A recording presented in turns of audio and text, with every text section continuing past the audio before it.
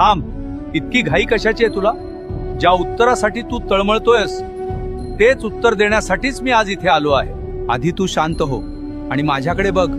तुला फक्त तुझे रिकामे हात दिसले, पण त्या रिकाम्या हातांनी जेव्हा जेव्हा तू माझ्या पायरीला स्पर्श केलास तेव्हा तुझ्या नशिबातले कितीतरी काटे मी उपसून काढले. हे तुला दिसलं नाही. मी तुला रिकाम्या हाताने परत पाठवलं, कारण मला तुला चिल्लर नाही द्यायची होती.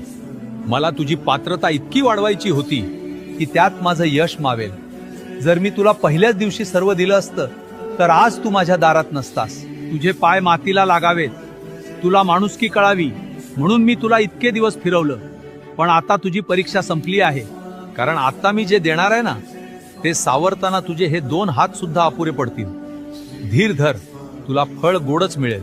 आणि एक गोष्ट लक्षात ठेव, सदैव श्री स्वामी समर्थ नावाचा जप करत राहा. भिवू नकोस, मी तुझ्या पाठीशी आहे.